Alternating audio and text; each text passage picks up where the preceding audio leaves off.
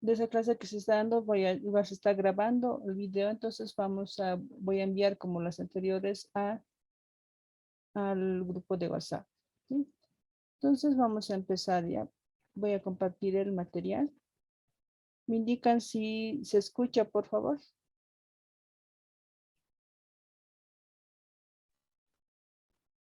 Sí, se escucha. Buenas tardes, licenciada.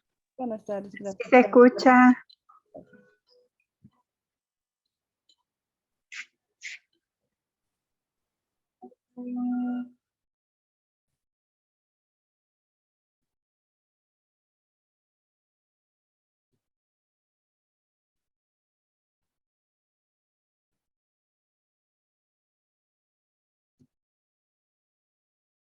Bien, entonces, como les indicaba, vamos a tocar el tema de hoy, es aproximaciones teóricas de las dificultades de aprendizaje, que no tiene, digamos, una definición exacta. Entonces, vamos a ver qué tipo de definiciones, conceptos se puede dar a través de las dificultades de aprendizaje, saber ver subtipos de las dificultades de aprendizaje, ¿no?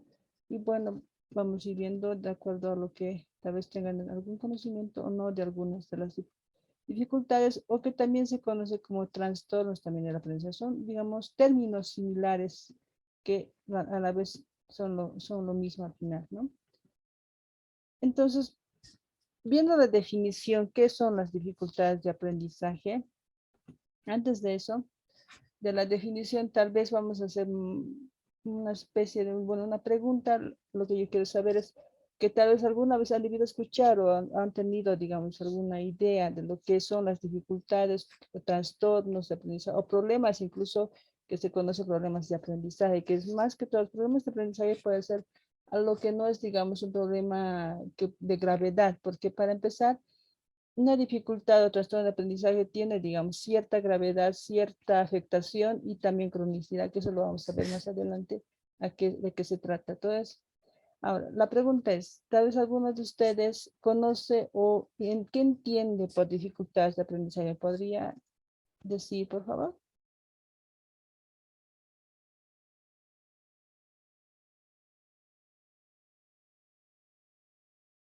¿Alguien que tal vez tenga idea o de lo que es una dificultad de aprendizaje?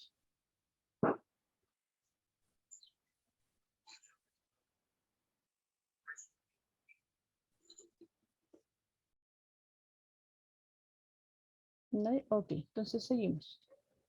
Entonces, como dice la definición, es un término genérico, general, o sea, no tiene una definición exacta. Se refiere más que todo a trastornos manifestados por dificultades significativas en la adquisición, ¿en qué? En el uso de la capacidad para entender, para hablar, para leer, escribir, razonar o para las matemáticas, ¿no? De ahí vamos a ver los tipos que se ven. Entonces puede darse a lo largo de la vida, ¿no? Si bien mayoritariamente se presenta antes de la adolescencia, y puede darse, digamos, en las niñas, ya uno puede estar en una dificultad de aprendizaje cuando el niño ya está entrando al preescolar incluso, ¿no? Uno ve como si el niño atiende, no atiende en la clase, puede captar, digamos, los números o puede memorizar, también ver esos aspectos. Entonces, de ahí se va a dar cuenta si el niño tiene ese aprendizaje consecuente, ¿no? Entonces no es que haya un problema o no, incluso puede fallar la memoria, incluso también tiene que ver, se ve aquí como decimos el hablar, ¿no? Incluso la comunicación también.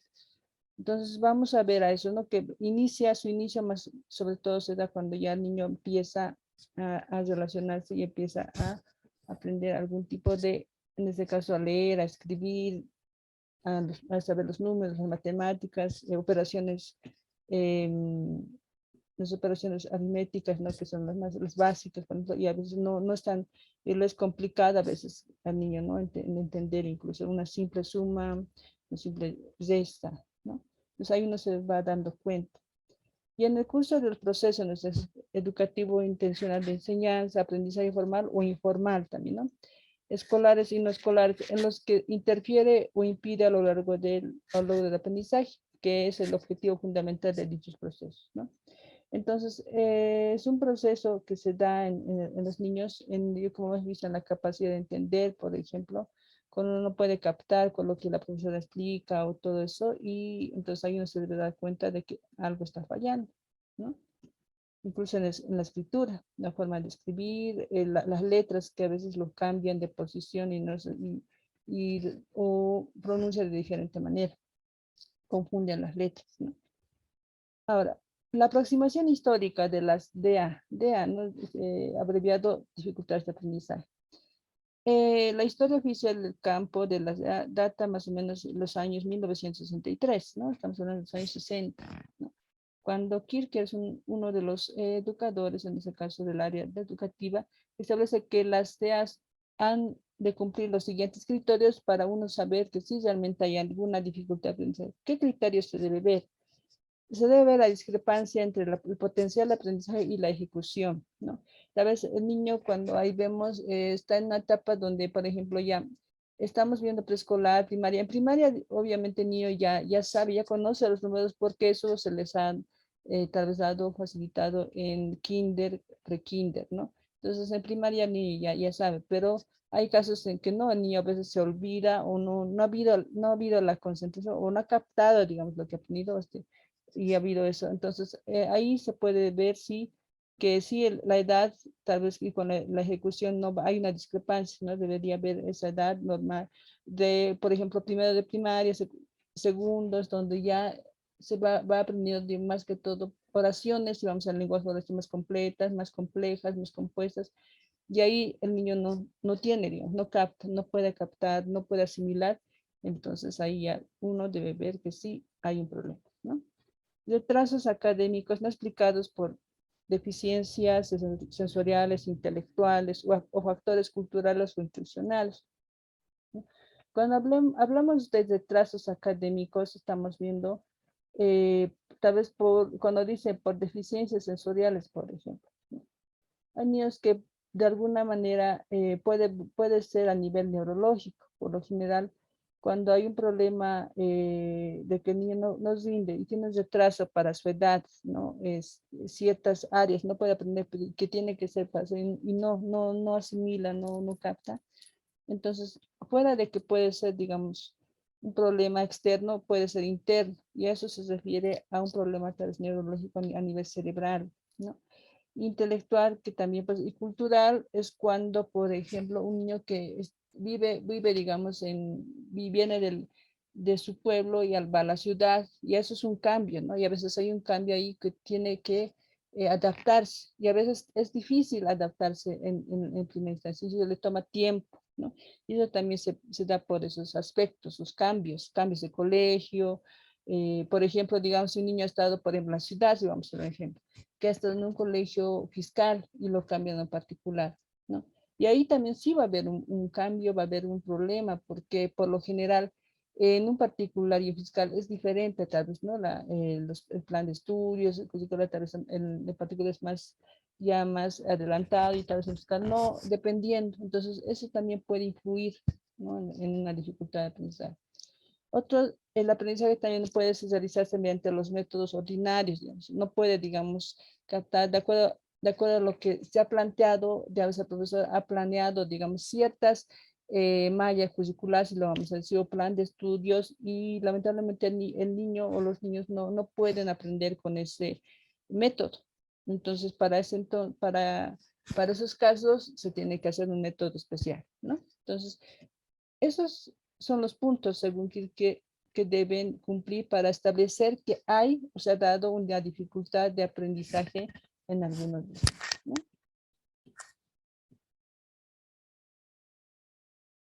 Y además después, en 1961, se destaca el papel de los procesos psicológicos, es decir, que aparte de que, como que es muy importante también saber de que los procesos psicológicos, si vamos a hablar, tiene que ver mucho con, en ese caso, la memoria, el lenguaje, la percepción, el pensamiento y la inteligencia. Entonces, de alguna manera, eso también puede tener un problema o manifiesta un problema en cuanto a la comprensión y utilización del lenguaje, como lo aquí, ¿no? Hablar o escrito, problema que se evidencian las alteraciones al escuchar, al pensar, al escribir. Entonces, En las dificultades de aprendizaje también está relacionado un problema en los procesos psicológicos básicos, ¿no?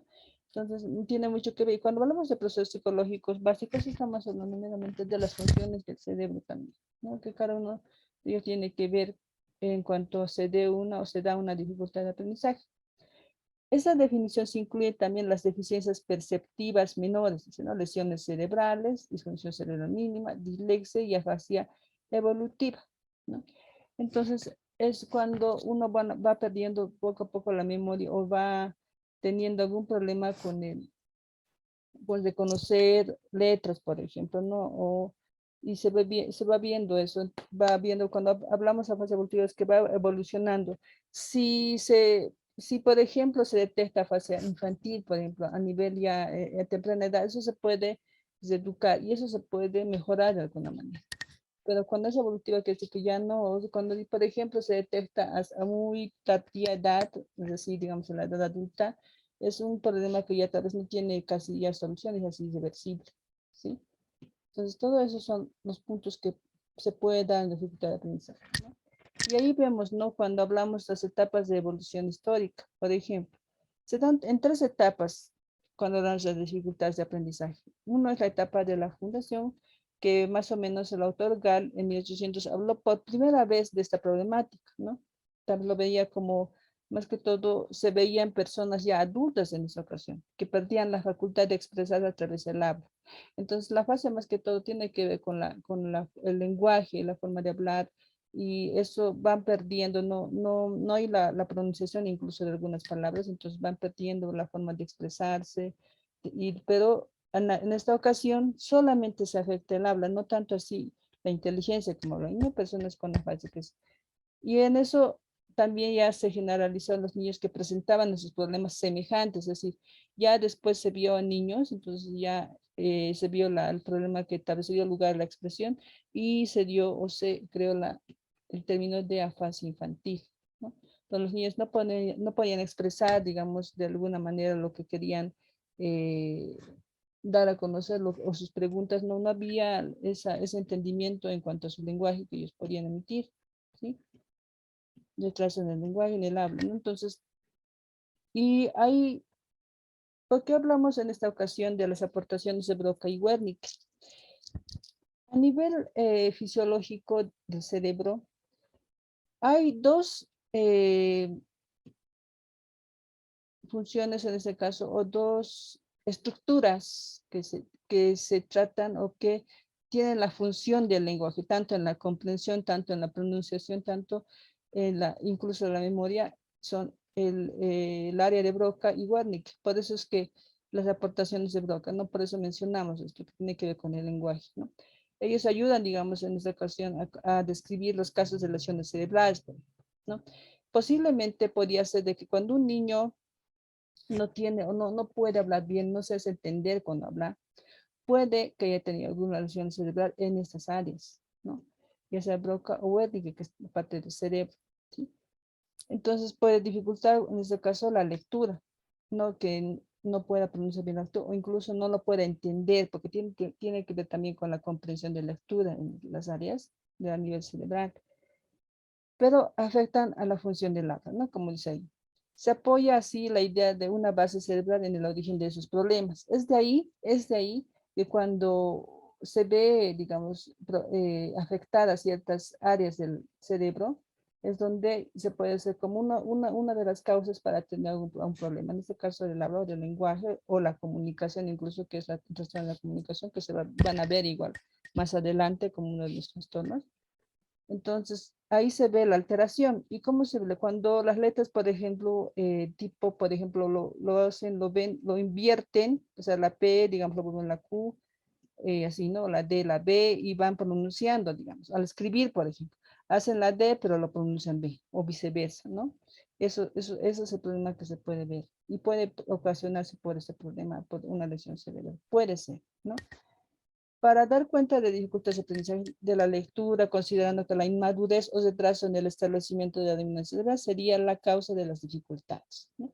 Y cuando hablamos de dominancia cerebral, pues hablamos ya sea la afectación del hemisferio derecho o el hemisferio izquierdo, dependiendo cuál sea la dominante, ¿sí? La otra etapa es la etapa de los primeros años. No estamos hablando de la etapa que se da a las dificultades de aprendizaje entre 1963 a 1990, que es un momento de gran confusión terminológica y conceptual, ¿no? Es donde se van varios términos para llegar a un punto en qué es una dificultad de aprendizaje, ¿no? Se considera de forma unitaria un problema relacionado, como dice, con el lenguaje, y cuando hablamos con el lenguaje es el habla, la comprensión, la lectura, la escritura y el deletreo, ¿no? De causa neurológica, como lo habíamos en la primera etapa, ¿no? Pero que no tiene en cuenta pueden ser factores interrelacionados como el nivel educativo de los padres. Así. Primero, en primera instancia, lo que se ve, digamos, para ver una dificultad de aprendizaje es que puede haber una causa neurológica. En segunda instancia, la etapa puede ser un problema a nivel educativo de los papás, el estrés familiar, las limitaciones económicas, la estimulación de la familia.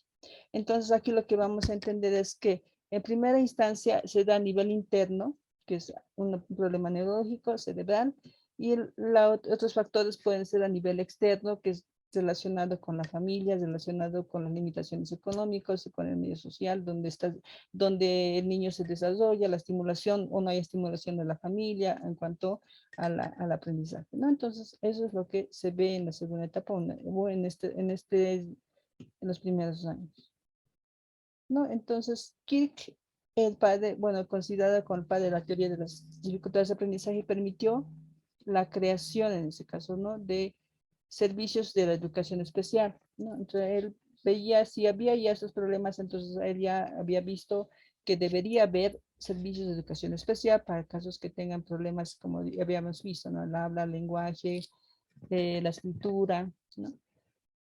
Y cambio modelo médico a un cambio modelo educativo, digamos, ¿no? Entonces, tal vez en un principio era más solamente el modelo médico, clínico, pero ahora tal vez se ha visto por un lado la parte educativa también, ¿no? Y, y se ve, digamos, así es como la de disfunción cerebral mínima para ver si es que hubiera, digamos, comprometido en este caso, o la causa de una dificultad de aprendizaje sea a nivel o causa neurológica, entonces sí o sí tiene que ser un apoyo, un servicio a nivel clínico, ¿no? Y si fuese lo contrario, tal vez solamente es un problema de pensar que no puede adaptarse bien, no hay la adaptación, porque ha habido un cambio de colegio, ha habido un cambio de ciudad, tal vez, ¿no? Entonces ahí sí o sí hacía un modelo educativo. Entonces, de acuerdo a eso se ve, de acuerdo al lugar, al ámbito o a las circunstancias que se ha presentado, ¿no? La dificultad de aprendizaje. Se constituyen las organizaciones de acuerdo a eso ya, entonces ya se va, ¿no? Entonces entre 1963 a 1990 se constituyen organizaciones para ver, digamos, pues la creación de servicios educativos, después de realizar reportaciones de los sectores implicados, en este caso es donde los papás ya tienen más conocimiento, por ejemplo, de por qué los hijos están fallando digamos, en matemáticas, o por qué mi hijo no puede ver bien, o no ve bien, o es un problema fuera de que tal vez puede ser un problema a nivel visual, tal vez tiene otro tipo, o es más profundo el problema. Entonces ahí viendo qué es lo que se debe hacer, entonces ya se crean ya especialistas en el área, ¿no? Especialistas como por ejemplo psicopedagogos, psicólogos educativos, ¿no? Especialistas que manejan más que todos los niños que tienen o intervienen a niños que tienen problemas de dificultad de aprendizaje. ¿Ya? La tercera etapa es la etapa actual, ¿no? Vamos hablando desde 1990 adelante. ¿Ya? En el paso del tiempo ya la mejora de la concienciación, es decir, ya se ha dado a entender de que los niños no aprenden no porque sean flojos o porque no quieran ir a la escuela, es porque hay un problema a nivel eh, de ellos, ya sea cerebral, ya sea problemas de que no pueden leer o no pueden hablar, eso ya es un problema físico que puedan tener y muchas veces los papás no tenían ese conocimiento, ¿no? Atribuían ese rendimiento, bajo rendimiento a otras cuestiones, pero ya después se ha ido viendo de que no, que es un problema que se debe mejorar y se debe intervenir y requerir de servicios especialistas, que hoy en día ya hay especialistas en nada, ¿no? Y de conocimiento general sobre esta problemática, el perfeccionamiento de técnicas diagnósticas, la evaluación, por ejemplo, hoy en día ya se tiene varios técnicas de evaluación, ¿no? Para saber específicamente qué problemas tiene ese niño, que no puede aprender o que tiene un bajo rendimiento, ¿no?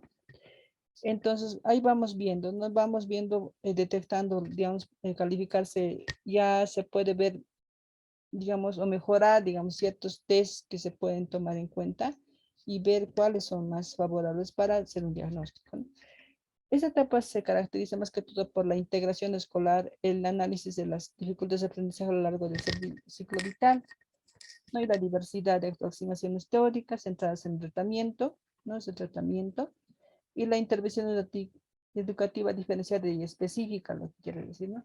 Entonces, cuando ya se tiene, por ejemplo, un diagnóstico ya certero del problema que tiene el niño, entonces ahí ya se hace una intervención educativa ya específica y diferenciada, ¿no? Posiblemente el niño no solamente puede tener, digamos, dislexia, tal vez tiene otro problema más, tal vez disgrafia. Entonces, ahí ya tiene que haber dos tipos de intervención, tanto para la dislexia como para la disgrafia, ¿sí? Eso es un ejemplo que les doy.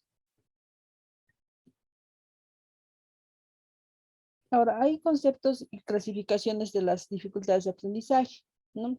Según González, viendo un autor de 2012, quien realiza una exhaustiva revisión de las diferentes definiciones que se ven, ¿no? A lo largo de la historia, y él, más que todo, hace un resumen de lo que para él es una definición, ¿no?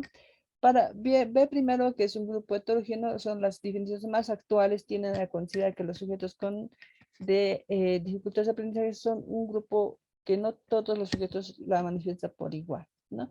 Son niños que pueden, digamos, tener, por ejemplo, digamos, en un curso voy a hacer una evaluación, posiblemente los niños, hay dos niños que puedan tener, que uno tenga dislexia y el otro disgrafia, ¿no? Entonces ahí es diferente, no es igual, ¿sí?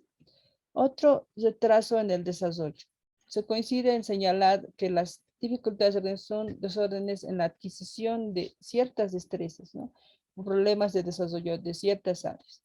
Es decir, que este retraso en el desarrollo puede verse a muchas causas. Tal vez incluso eso se puede ver o analizar incluso desde el nacimiento.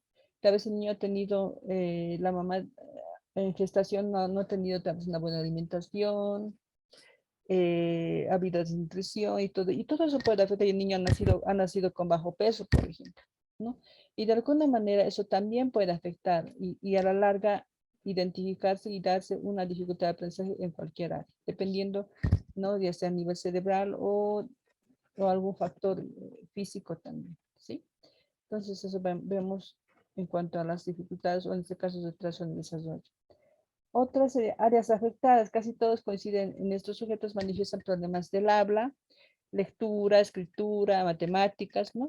Y algunos añaden razonamiento del otro y otro tipo de problemas, ¿no? También problemas de interacción social o que coinciden con los anteriores. Entonces, pueden ser áreas afectadas, en este caso en el habla. Si ha tenido problemas en el habla, la lectura y escritura, que eso puede ser por problemas de nivel neurológico. Entonces, por eso tal vez es, ¿no? Y el otro sería desórdenes en procesos psicológicos básicos. Como hace tiempo ya o más antes había mencionado, ¿no? Que los procesos psicológicos básicos puede tal vez puede intervenir en este caso alteraciones, ya sea, por ejemplo, en la memoria, cuando el niño no puede memorizar o concentrarse o tener una buena percepción de lo que está aprendiendo. Incluso de alguna manera la inteligencia puede también de alguna manera afectarse, ¿sí? Entonces a eso vemos, pero claro, como dice acá, no son, digamos, es sin especificar de alguna manera, a veces no se sabe exactamente qué proceso psicológico está afectado. Otro criterio de discrepancia, 6, rendimiento, eso quiere decir cuando hay, o decíamos que el niño presenta una discrepancia entre su potencial intelectual y su nivel de ejecución. Posiblemente el niño, en ese caso se da más que todo en niños que de alguna manera no afecta la dificultad de aprendizaje a la inteligencia. Y en esto podemos ver, por ejemplo, un ejemplo les doy, el niño que tenga TDAH, un niño que tiene problema autismo, por lo general no está afectado su inteligencia, Pero ¿cuál es el punto, digamos, en estos dos niños? Es que es la parte social, ¿no? No se relacionan socialmente y a veces, y también la concentración. Por ejemplo, un niño con TDAH difícilmente se puede concentrar en una tarea, ¿no? Entonces, ahí es que el niño, aparte de que sí es inteligente, pero no puede concentrarse. Entonces, a eso vemos, ¿no? La discrepancia que hay. Y vamos, su rendimiento además de desniveles entre escalas manipulativas y verbales, ¿no? Y eso vemos cuando vemos más que todo en niños que tienen autismo, que por lo general a veces les puede afectar en el habla, por ejemplo, la pronunciación. No pueden hablar bien o no pronuncian ciertas palabras, ¿no? Ahora, criterios de exclusión, ¿no? La mayoría de las definiciones hacen referencia a que no son debidas otras, a otros handicaps, en este caso sensoriales, motrices, ajustes socioemocionales, deprivación oculta o instrucción inadecuada. Entonces, en esta ocasión, esos son, digamos, algo que está fuera de la dificultad de aprendizaje, por ejemplo. Es decir, si un niño tiene una dificultad de aprendizaje, por lo general va a ser más que todo un problema interno, no tanto así externo, ¿no? Entonces, cuando hay una dificultad de aprendizaje o trastorno de aprendizaje, por lo general tiene una causa interna más que externa. Por eso es que decían que los criterios de exclusión son, por ejemplo, estos desajustes socioemocionales, depresión sociocultural, tiene que ver con la parte externa, con la parte de relacionarse con su medio, ¿no? Y de alguna manera eso sí se puede, digamos, solucionar, mientras que cuando es algo interno, por lo general sí puede tener un seguimiento, un tratamiento, pero solucionar de alguna manera, curar ciertas dificultades de aprendizaje, no. Existencia de disfunción en el sistema nervioso central. Algunas definiciones afirman la existencia de desórdenes en el sistema nervioso central y otras los presuponen. Y es verdad, como decía, como había dado un ejemplo, no se ha dado un ejemplo específico de que si una persona tiene, un niño en este caso tiene problemas del lenguaje, un problema al hablar, por ejemplo, de alguna manera pudo haber tenido alguna lesión cerebral y específicamente, como doy como ejemplo, son dos estructuras muy importantes en el cerebro que son el área de Broca y el área de Wernicke, ¿no? Que son importantes. Entonces, de alguna manera eso pudo haber estado comprometido, tal vez otra área también a nivel cerebral, ¿sí? Aparición en el ciclo vital. Algunas definiciones aceptan que estos desórdenes pueden aparecer a lo largo de todo el ciclo vital, ¿sí? Y claro, y puede pasar a lo largo del ciclo vital, sí. Cuando el niño, por ejemplo, si es detectado, como decía, a temprana edad, sí se le puede hacer una reeducación especial y de alguna manera puede mejorar pero ciertas dificultades de aprendizaje, ¿no? Y otras dificultades que tenga, por ejemplo, un, una discapacidad intelectual límite, por ejemplo, es ya, digamos, un trastorno ya más que todo de gravedad, que en esta ocasión obviamente no hay cura, pero sí hay un tratamiento y puede ser un tratamiento, un mejoramiento en ciertas áreas para poder captar lo que está aprendiendo, ¿sí? Entonces, eso es uno de los ejemplos que ven. Ahora, el concepto de clasificaciones, seguimos con eso, ¿no? En síntesis, dando así como más o menos una definición más o menos exacta de lo que es una dificultad de aprendizaje, se lo ve como algo descriptiva, o sea, de totalizadora, debe cumplir tres criterios en este caso, ¿no? El de discrepancia que ya habíamos puesto, que tiene que ver con la ejecución y el potencial que el niño puede tener, el de exclusión y el de atención especializada, ¿sí? Por lo tanto, las dificultades de aprendizaje se definen como aquellas dificultades de aprendizaje que están constituidas por un conjunto de heterogéneo de problemas, cuyo origen es probablemente una disfunción del sistema nervioso central o también es de interés y eso, ¿no? Entonces vamos viendo otros puntos, por ejemplo, puede contemplar factores neurológicos, biológicos y genéticos, ¿no? Cuando hablamos de neurológicos, hemos dicho que son factores a nivel cerebral que alguna estructura del cerebro puede haber comprometido para que el niño tenga alguna cierta dificultad de aprendizaje. Biológicos tiene que ver con el desarrollo físico del niño en cuanto al peso, al momento de nacer, ¿no? Entonces, de alguna manera puede afectar. Y genéticos puede ser heredado, ¿no?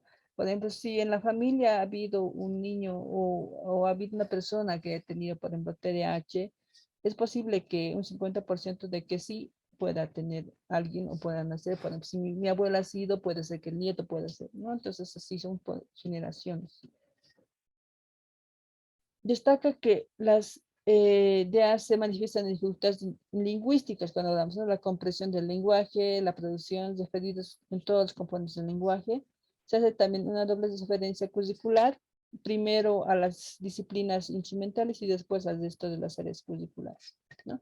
Se destaca que las DEAs no son efectos, sino causa, ¿ya? Entonces son causas de problemas de personalidad, sociales y o culturales, ¿no?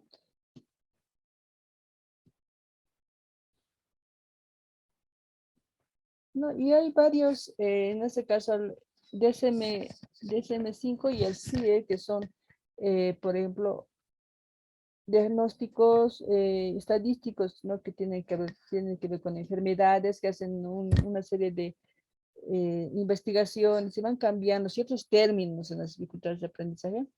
Y se considera el CIE, que es un criterio de investigación de enfermedades. Según la Organización Mundial de la Salud, se considera que los trastornos específicos del desarrollo de aprendizaje escolar presentan las siguientes características, ¿no? Según, entonces, desde los primeros estadios de desarrollo están deterioradas las formas normales de aprendizaje, ¿no?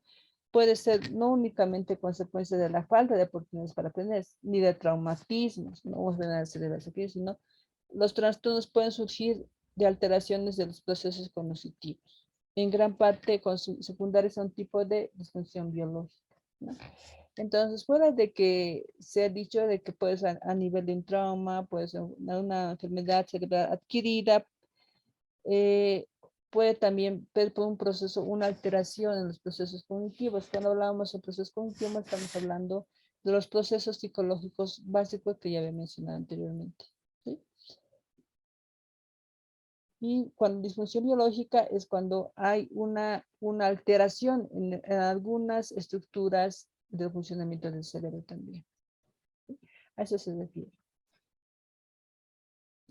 Bueno, indicarles que, antes de seguir, indicarles que, bueno, no estoy ahorita con el Zoom institucional, como decía, por problemas técnicos, entonces yo estoy ahorita con el Zoom personal, entonces en un minuto se va a cortar y quisiera pedirles, por favor, que vuelvan a entrar al link que mandé, por favor, les pido.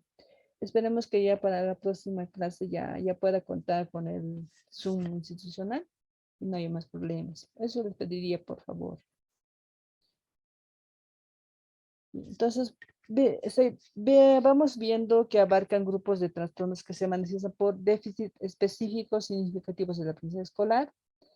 Esos déficits de aprendizaje no son la consecuencia, se decía, ¿no? Directa de otros trastornos, como un retraso mental, déficit neurológico importante, problemas visuales o auditivos, sin corregir o trastornos emocionales, aunque pueden estar presentes, ¿no? Pueden presentar otro tipo de síntomas, por ejemplo, ¿no?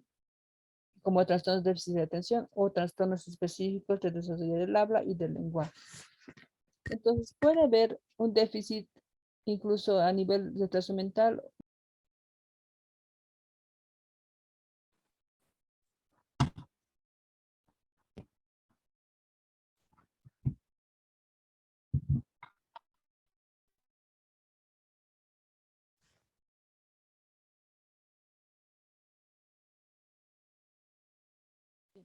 Entonces, como les iba diciendo, estábamos viendo que estos déficits de aprendizaje no son consecuencia directa de otros trastornos, ¿sí? Pueden uno que tenga, digamos, retraso mental o puede tener problemas visuales o auditivos sin corregir o trastornos emocionales, ¿no? Entonces no es consecuencia de eso es diferente. Puede presentar, por ejemplo, si un niño que tenga dificultades o en este caso TDAH puede también tener problemas visuales, pero no puede ser consecuencia ni uno del otro, ¿sí? Es esa parte. Puede presentar tal vez otros síntomas, tales como trastornos de atención, decía, específicos del habla. Entonces, pero ninguno es consecuencia de ninguna otra, ¿no? Ahora, ¿cuáles son las pautas de diagnóstico? Debe haber un deterioro clínicamente significativo del rendimiento escolar específico, que tiene que estar valorado a partir de la gravedad definida con el nivel de escolaridad, ¿no? Por la presencia de antecedentes, es decir, si si las dificultades fueron precedidas en la edad preescolar por retrasos, pero si hubo un antecedente, ¿no? Tal vez ver que si, digamos, yo me doy cuenta de que el niño no puede aprender, está en segundo o tercero de primaria, de pronto no puede aprender lo que está, o no puede captar lo que está aprendiendo. Entonces, a eso se tiene que ver un antecedente, es decir, si tal vez el niño sí está, o está en tratamiento, o se le ha diagnosticado, tiene diagnóstico o no, y ver los antecedentes, cómo ha sido la etapa preescolar, todo eso, ¿no? Porque posiblemente pueda haber algún antecedente, entonces tal vez está el niño en tratamiento, ver todos esos aspectos, ¿no? ¿No? Para ver si tienen por esos los retrasos, por qué se da y todo eso. Y por la presencia de problemas concomitantes, o sea, déficit de atención, hipersinesia, problemas emocionales, trastornos sociales, ¿no? Problemas, cuando hablamos, a veces también vemos que el niño puede así tener un problema de aprendizaje o dificultad de aprendizaje, pero tal vez a la vez pueda tener un problema emocional.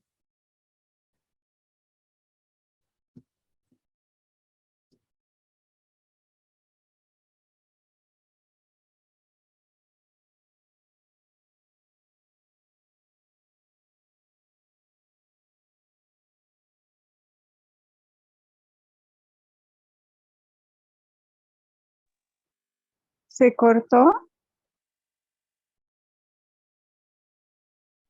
No, mi disculpa, sí me atoré mejor, perdón, mis disculpas. Entonces veíamos que aparte de que tiene una dificultad de aprendizaje, también tiene que o puede presentarse otro tipo de problemas a nivel emocional, a nivel conductual, ¿no? Lo cual también debe ser diagnosticado y también tiene que ser, hacer un seguimiento, un tratamiento, ¿no? Es decir, que la presencia de anomalías cualitativas que no suelen formar parte del desarrollo normal y por la respuesta a intervenciones concretas. Entonces, a veces se habla de conmovilidad, es cuando una persona tiene más de más de dos problemas o trastornos en este caso. Entonces, en esta ocasión, en una dificultad de aprendizaje también se puede dar lo mismo.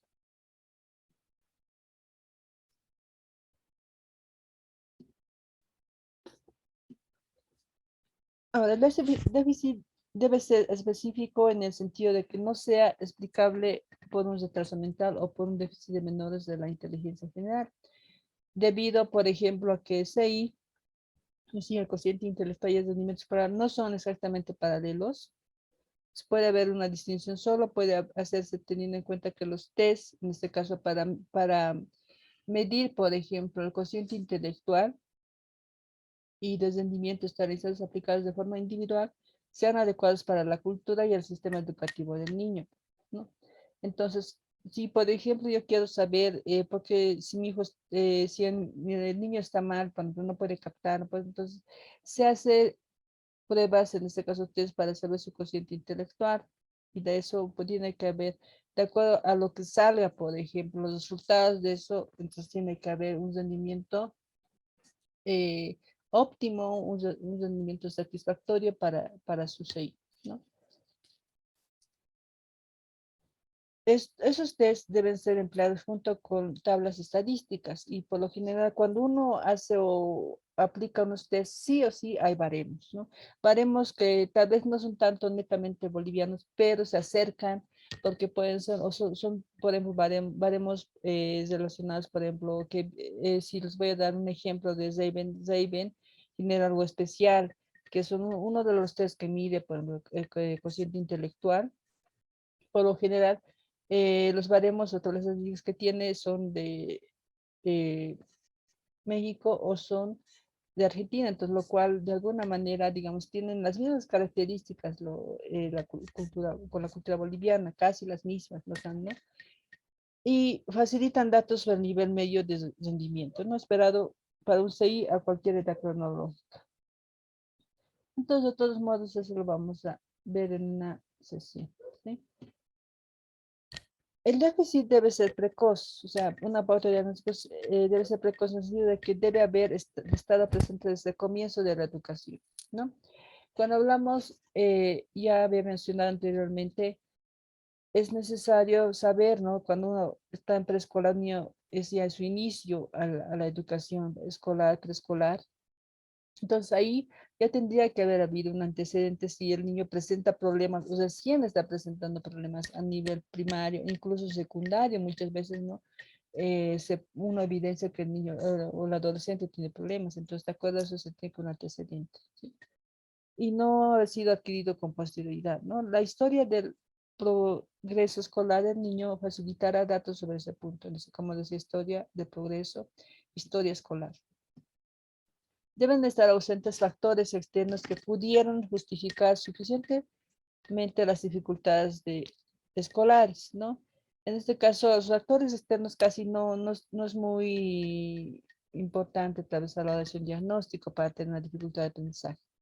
Sí, no es tan importante, pero de alguna manera puede influir, no en todos los casos, ¿no?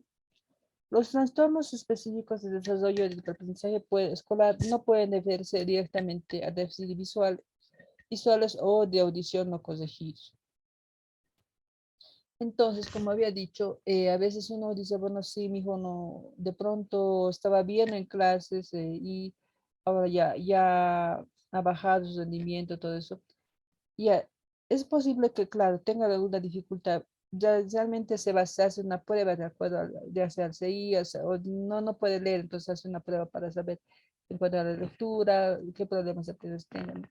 Y de pronto sale que todo está bien, entonces el problema puede ser solamente un déficit visual, o sea, tal vez la vista está ahí perdiendo de alguna manera la visión, no puede leer lejos, dependiendo qué tipo de problemas tengan a nivel visual o audición, tal vez no puede escuchar, es por eso que el niño no puede captar también lo que está aprendiendo.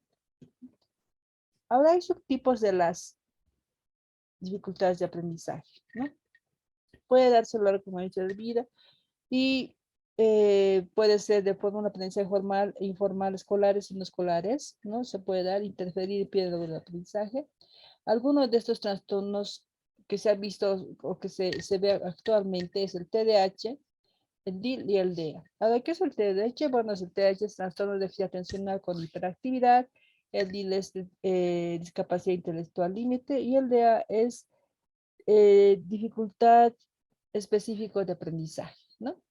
Cuando hablamos de dificultad específica de aprendizaje, puede ser una dificultad, por ejemplo, ya sea dificultades en las matemáticas, que hoy en día se conoce con el término de discalculia, por ejemplo, o dificultades en la lectoescritura que tiene que ver con la dislexia. Entonces, esos serían las dificultades específicas de aprendizaje, ¿sí?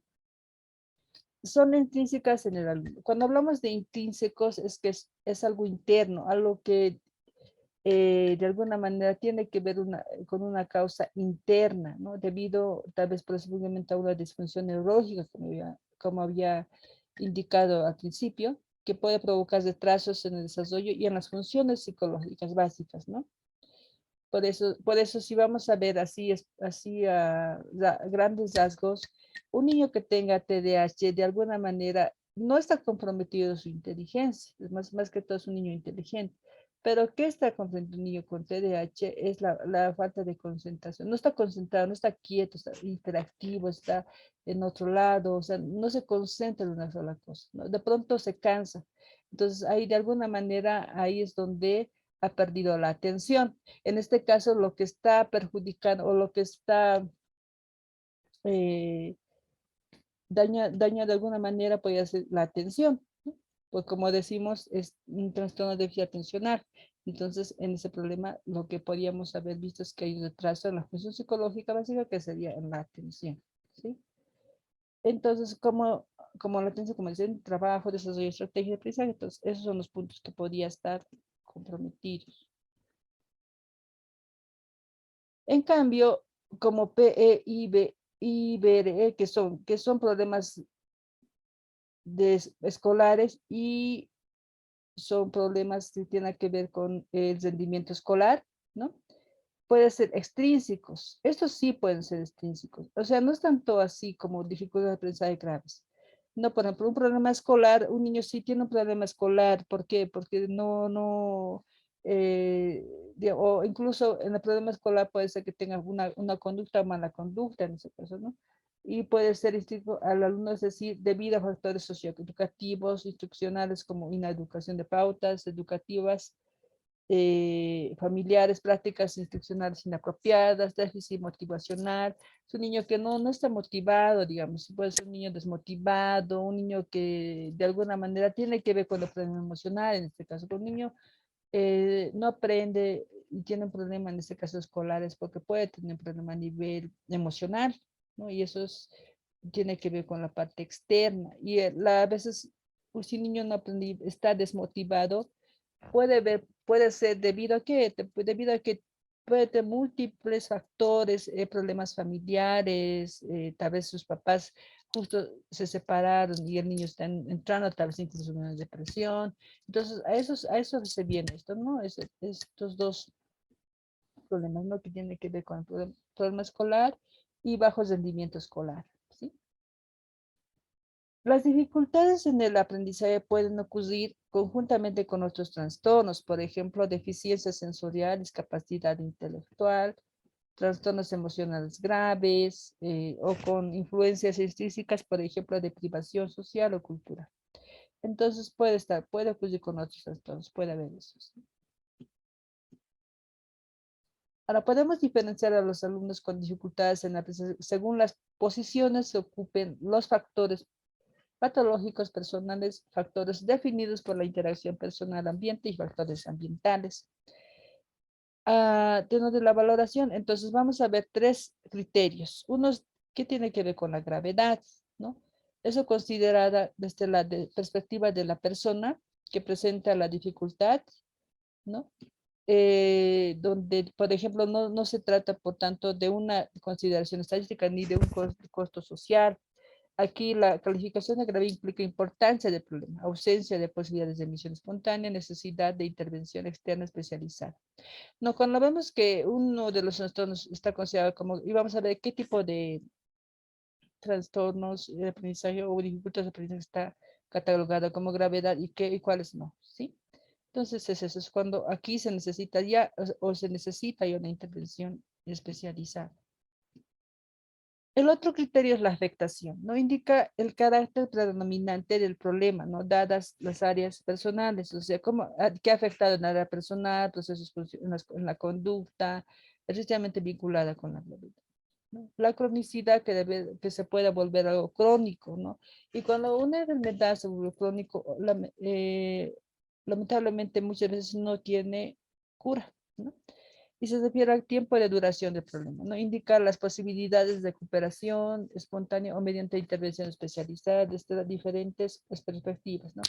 Ya sea psicopedagógico, terapéutico, médica, psicosocial, ¿no? Ahora, y vamos a ver, son 5 tipos que se ven acá, ¿no? El tipo 1, donde aquí vemos cuando dice no es de gravedad, no de afectación y tampoco es crónico. Entonces, ¿a qué se debe? Se incluyen alumnos que tienen problemas solamente, netamente problemas escolares. ¿Debido a qué factores? Factores más que todo externos, ¿no? Que puede afectar de modo coyuntural y que se emiten por mediación educativa, regular o bien mediante acción tutorial, ¿no? De alguna manera, solamente esto es algo externo que puede sí tener de alguna manera un problema, se puede, digamos, tener una misión educativa, puede tener una acción educativa, puede tratarse de problemas, puede verse como algo leve, que no va a afectar a ningún momento del aprendizaje del niño. Y es de un carácter, como dices, reversible, que si tiene un problema a nivel emocional, entonces cuando es a nivel emocional, lo que aquí necesitamos es una psicoterapia, ¿no? Porque tiene que ver con la parte emocional. O si puedo con la autoestima, digamos la depresión, entonces sí. ¿No? Entonces no es tan grave como si. Y el tipo 2 puede ser moderada grave, moderada y no es crónico, ¿no? Se trata de alumnos que presentan bajo rendimiento escolar, ¿no? Las causas pueden ser, primera instancia, externas al estudiante y frecuentemente pueden combinarse con características personales que incrementan su importancia, ¿no? De alguna manera es parecido al otro, ¿no? Que puede tener problemas escolares, pero de alguna manera esto se puede atender, no, digamos, no es necesario que tenga que tenerse una intervención larga, tal vez sí corta, dependiendo del problema que se pueda captar en este aspecto, ¿no? Que por lo general son problemas más de todo personales, tal vez a nivel familiar, a nivel personal, emocional, como se dice.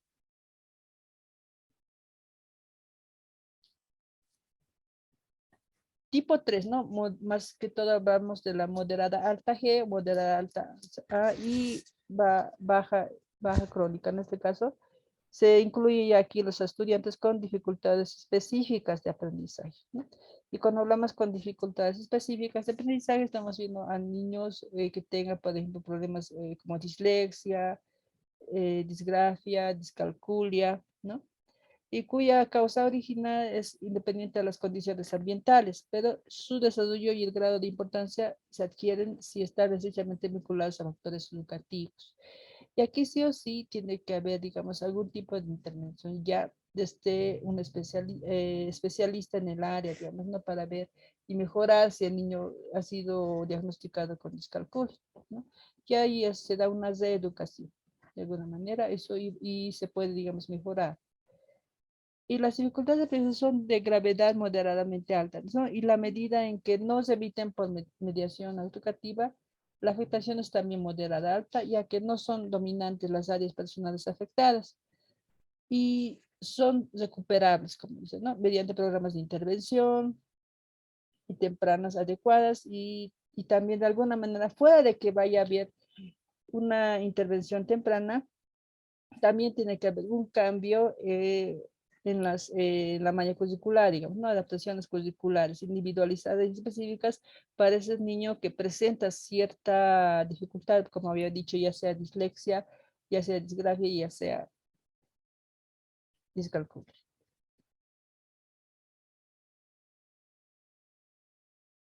No, tipo 4 ya es grave, o sea, es afectación moderada y crónica. Y como estamos viendo uno de los ejemplos acá, se da más que todo un trastorno por déficit de atención con hiperactividad. Más que todo, esto es un trastorno que se debe a factores personales de carácter grave que frecuentemente se combinan con respuestas inadecuadas del entorno, ¿no? Las áreas personales son afectadas, ¿no? Son varias e importantes. No personales, debemos de que un niño con hiperactividad es más que todo un problema, ya sea a nivel familiar, a nivel social incluso, porque uno no sabe cómo va a tratar a un niño que tiene ese tipo de trastorno, a veces no tienen las herramientas, incluso los papás a veces no, o lo encierran o a veces no saben cómo tratar, no tienen digamos, la orientación para tratar eso. Por eso es que afecta mucho en el área personal. No obstante, con el adecuado, y en este caso sí o sí hay un tratamiento más ya, se puede decir, médico farmacológico y psicoeducativo, ¿no? La cronicidad del problema disminuye significativamente. Obviamente no se hace tan crónico, va disminuyendo de acuerdo a que sí va a tratar, si el niño o adolescente sigue un tratamiento, sigue las sesiones que tenga que seguir, ya sea a nivel farmacológico o psicoeducativo. Y el tipo 5, estamos viendo que ya es de gravedad y es afectación total y cronicidad. Y es aquí que vemos a niños y estudiantes con discapacidad intelectual límite, ¿no? Debido a causas personales graves que afectan áreas dominantes del modo profundo y que tienen un carácter crónico, ¿no? Es decir, que mediante la estimulación ambiental se consiguen notables avances. O sea, si hay una estimulación, pero no hay una cura total, digamos, ¿no? De alguna manera no va a disminuir. Sí se puede mejorar el ambiente en que está, digamos, el niño con discapacidad, pero digamos, no va a salir porque ya es una situación de vida, ya es una circunstancia de vida del niño con discapacidad intelectual, ¿no? Bien, entonces, enseguida les voy a mostrar, bueno, es un pequeño video donde explica más o menos así lo más resumido posible sobre las dificultades de aprendizaje.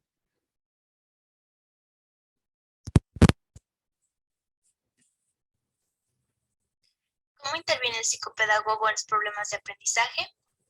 Para responder a esta interrogante, comenzaremos definiendo el concepto de aprendizaje. El aprendizaje es un cambio relativamente permanente en el comportamiento, que refleja una adquisición de conocimientos o habilidades a través de la experiencia y que pueden incluir el estudio, la instrucción, la observación o la práctica. Los cambios en el comportamiento son razonablemente objetivos y por lo tanto pueden ser medidos. ¿Qué son las dificultades del aprendizaje? Las dificultades de aprendizaje son un término genérico que se refiere a un grupo heterogéneo de trastornos, manifestados por dificultades significativas en la adquisición y uso de la capacidad para entender, hablar, leer, escribir, razonar o para las matemáticas.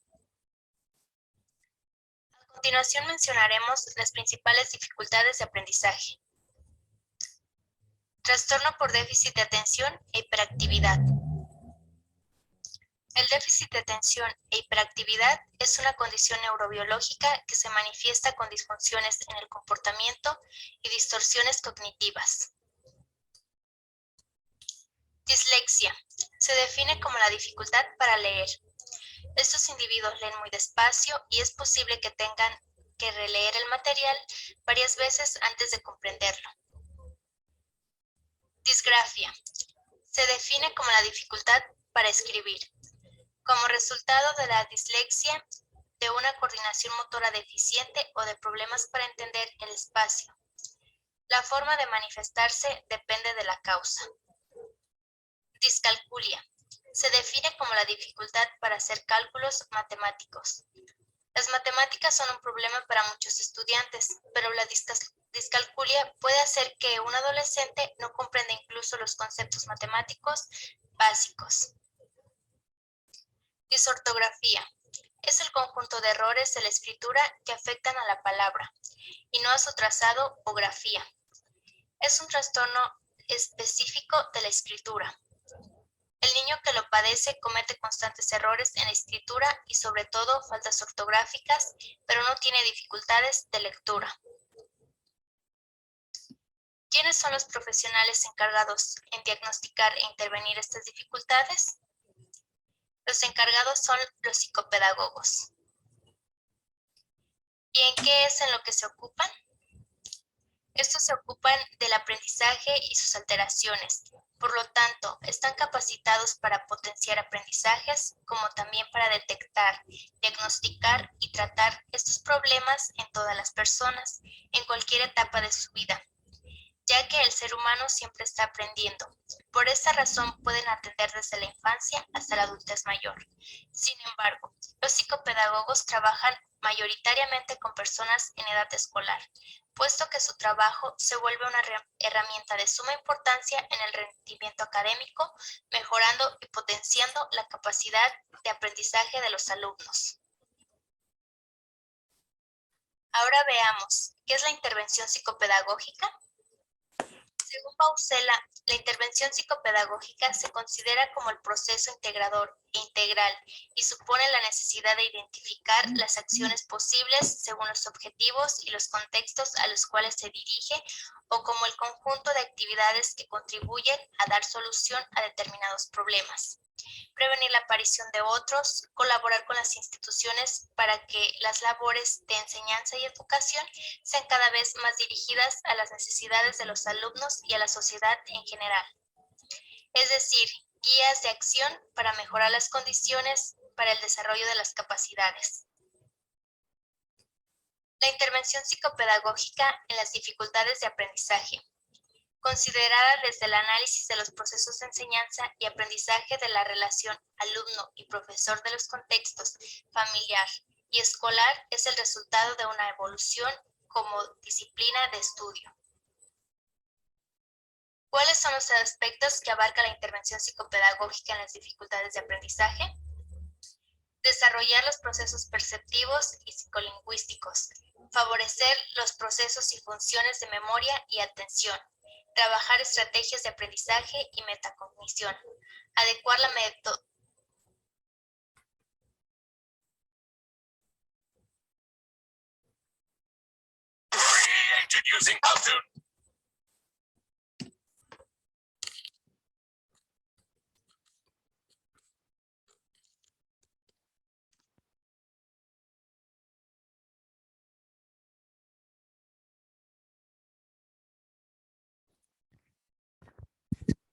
Y tal vez alguna pregunta, alguna duda.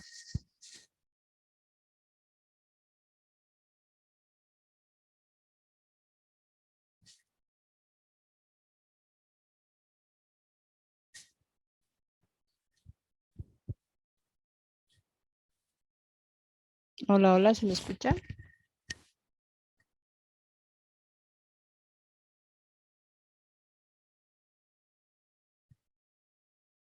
Dicen, yo tengo una consulta.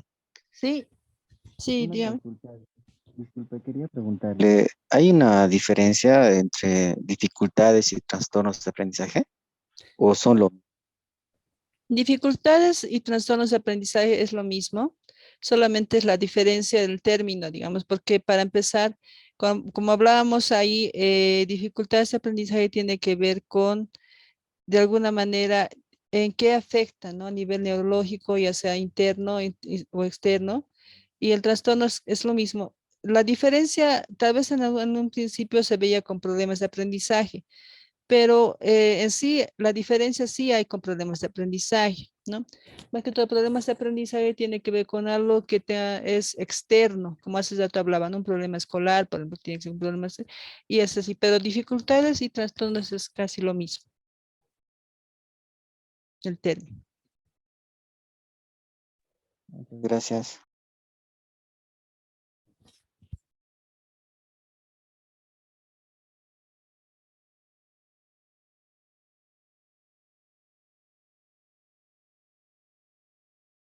¿Alguna otra pregunta?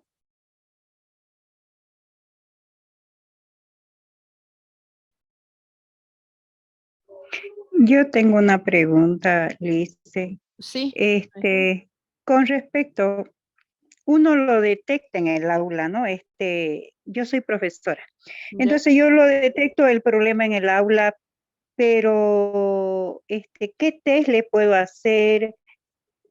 Claro, uno deriva, ¿no? Porque como ya yo tengo años de experiencia, entonces ya uno agarra y deriva y le dice a la mamá, señora, el niño o la niña necesita, ¿no? Ir a un psicólogo, necesita ir a un centro especializado donde le hagan una evaluación porque le está costando, ya uno explica, ¿no?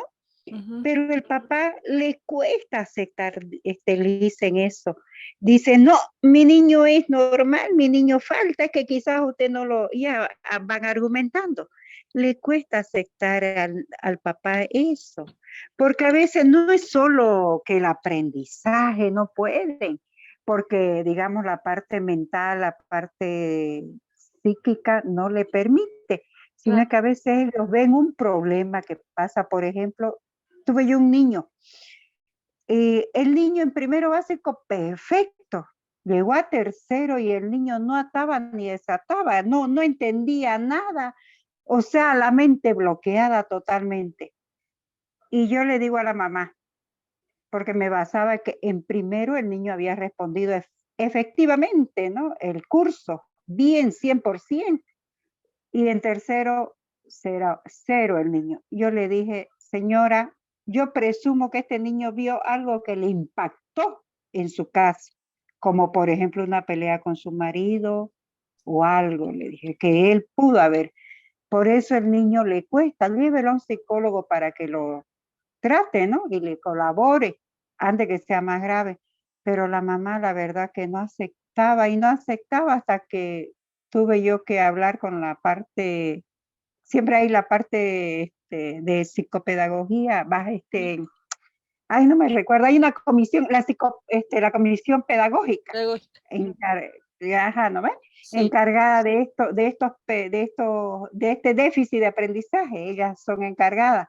No, yo tuve que derivar ahí y ya para que la señora aceptara, porque no aceptaba, dice. Ya. Entonces, yo digo, ¿habrá algún método, habrá alguna evaluación que uno le pueda hacer? Y bajo ese argumento, pues uno derivar a un psicólogo que es el competente en este caso, ¿no? Sí, de alguna manera sí hay, dependiendo el problema que uno puede detectar, hay evaluaciones, hay test que se pueden medir, digamos, ¿no? Tal vez se decía, no, ya no, el niño sí, en segundo de primaria rendía bien, de pronto en tercero ya no. Posiblemente puede ser un problema externo, que como usted mismo decía, sí, a veces puede ser problemas familiares y eso de alguna manera influye, ¿no? Y ya eso ya se llama, es un problema escolar, no tanto así, una dificultad de aprendizaje como habíamos visto, ¿no? Es algo más externo. Pero, pero también, como decía, esto de las dificultades de aprendizaje o trastornos de aprendizaje se puede dar a lo largo